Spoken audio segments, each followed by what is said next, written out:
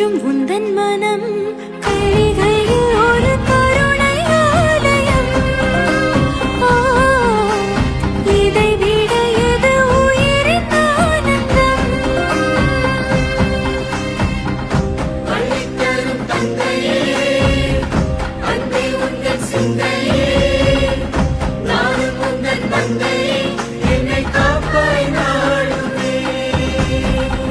நேரில் வந்த தெய்வமே, ஊரில் வந்த சொந்தமே, கோவில் கொண்ட செல்வமே.